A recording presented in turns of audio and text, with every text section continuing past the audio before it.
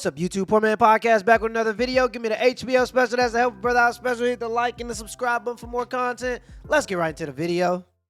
Come down and maybe find a guy too? I'm not looking for no man. These men ain't shit. The men come looking for me, they buy me drinks, and I just walk off. Men come looking for me, they buy me drinks, and I just walk off. And they over here arguing. So wait, why aren't you looking for a man? Because they're not shit. Yeah. They're not shit and they're dirty. They stink. They don't clean up. They're just dirty, ugly people. And like men are just ugly as fuck. So just buy me my drink and go about your day. That's it. And look, do you think they'd buy you a drink if you told them that beforehand? No, that's why you gotta play them. Imagine the lack of awareness you have to have as a human being to say all men ain't shit. Not just one man that you may have dealt with in the past, but all men ain't shit. And then in the same breath, say how you're willing to lie and manipulate people just to get a free drink. And this is why I be saying we gotta be more financially disciplined. It's 2022. Women are just as capable of providing for themselves as we are. So why would you spend your hard-earned money buying drinks for people that don't even like you? So let me get this straight. You're gonna drag yourself out of bed every single morning, work 40 hours a week, and instead of putting your money towards your future or buying something that you actually like, you're gonna spend your money on drinks for some random woman so she can get drunk and Uber over to some guy's house at 1:30 in the morning to get her back blown out. Because unless you believe that she's a virgin, which statistically speaking is very unlikely in 2022, somebody's in there, and I bet you he ain't buying no drinks. I've had teammates walk up to women, get their Instagram, and in 7 days she's in his dorm room in a long t-shirt. What I'm trying to say is if a woman is interested in you, buying her a drink is not going to be make or break. And if it is make or break, why would you even want to be with her? Nobody is entitled to your money. This is for all my girlies who, like me, have a God complex and an inferiority complex. Why do I find it so hard to shoot my shot when I want somebody? Like, baby, I know what I look like. I know that I'm bringing this to the table. Now, I'm going to stop it right here for a second because this is a huge problem in 2022. Average women thinking that they're better than average men and developing these God complexes. You have a God complex because you have on makeup, which makes you look more physically attractive. You have a God complex because you have on high-waisted jeans. And for guys that don't understand this, high-waisted jeans pushes in your stomach and pushes out your butt. That's why women are wearing them in droves, and that's why when you go to the club, when you go to the gym, that's all you see. It makes you look more aesthetically pleasing. So you have makeup, you have high-waisted jeans, which makes your body look more aesthetically pleasing. Now you have unlimited validation from Sims that are willing to tell you anything so that they can get a chance at you. So with all of those three things combined, how could you expect a woman to not develop a God complex? You have an inferiority complex because you're insecure, and you know it's fake. You know what you look like when you take that makeup off. You know what you look like when you take those jeans off. Sure, you get unlimited validation from guys, but you don't care about that validation because those guys are average, and you're not average, you're a 10. A few moments later. I debated posting this on my main account or not because it's a little personal.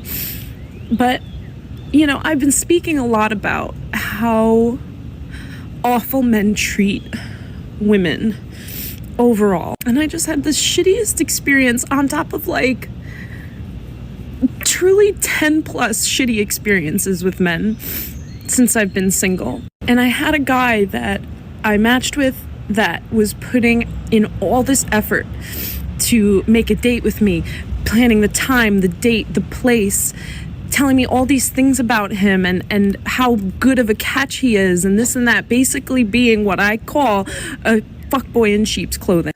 And because I don't think there's a problem with sleeping with someone on the first date, we did. But we also had like a nice connection, and I thought we really liked each other. And then afterwards he kind of ghosted, kind of didn't. He came back with some saucy messages here and there, reactions to my stories, to my, you know, pretty pictures of me and stuff. And then I finally, to try to be like, what the hell is going on? I said, so when's our next date? When we gonna get together and watch Survivor or something? And he was like, whenever you want. Like, I'll hop on a train and come to you whenever you want. And I said, you know, your energy has really changed. Were you only looking for something casual? Duh. This whole time? And it took him 6 hours to reply, watched all my stories in the meantime, and said, hey, I had a really great time with you, but I don't see this going anywhere seriously, honestly. I wasn't looking for anything outright. Yeah, well, you could have told me that after you decided to sleep with me again. After you decided that you don't see this going anywhere serious. I don't know what has to get through men's little fucking pea brains to understand that if you're outright about it, usually we're going to be chill with it. If he would have been honest with me from the get-go, I would have been like, sure. And now I'm crying over this man that I didn't even really like. Like, he's a mediocre white man like the rest of them. And here I am crying about him, but it's not even about him. It's about the disrespect to me. And you couldn't even do me the favor of just being upfront with me. Whoa. Instead, I have to sit here and think that, oh, maybe someone actually values me for more than just my body, you know? Just fucking sucks, man. He must have not been that mediocre if you let him in. If he's mediocre and you slept with him after one date, what does that say about you? And I don't think women understand that. I hear women talk about their ex-boyfriends, about the guy that they were talking to, their baby daddies, and they're insulting them. And I'm like, and he's all these things, but you still let him hit. You can't tell me nothing. Instead, I have to sit here and think that, oh, maybe someone actually values me for more than just my body, you know?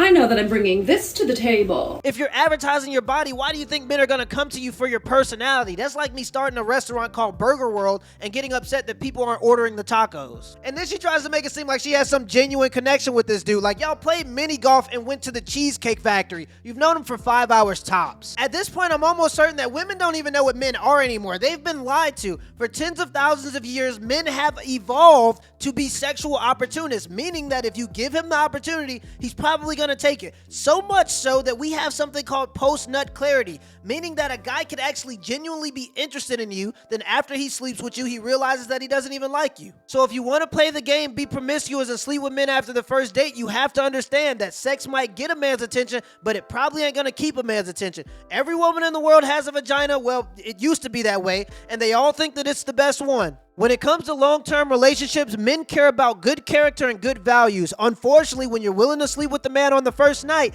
he might do it, but for most men, that doesn't reflect good characters and good values. Bro,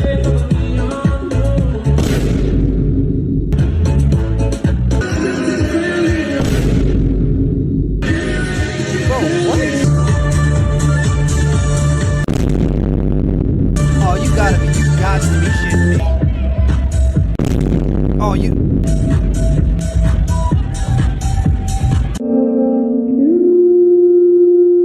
Yeah, he's dead. It's over. It's over.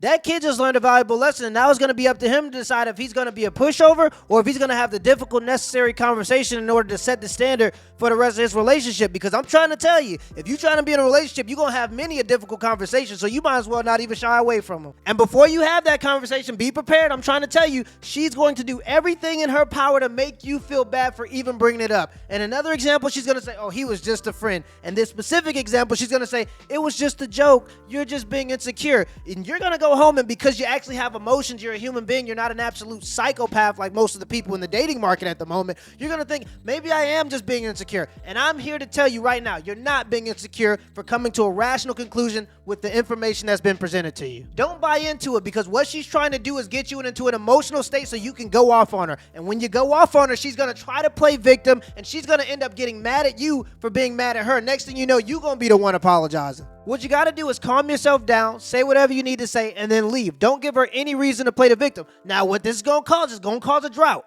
All right, it ain't going to be raining for a couple days. It's going to cause a drought. But that's okay. Go to your favorite midget website, rub a couple out. You'll be fine. You'll be fine. She has to learn this lesson, and the only way she can learn it is if you stick to your guns. Now, this advice is only really applicable if you actually want to salvage the relationship. If it was me in this specific situation, I'd probably be done with it. I'd probably just use it as gym fuel. It ain't nothing like getting cheated. Getting cheated on is the best pre-workout on the planet. It had you doing exercises you didn't even know existed. Till next time. My boo, I'm just here for the rendezvous. And I came the whole damn crew, cause I've been feeling like you want me to. You say stop saying I'm so I can't hold myself when I pull up.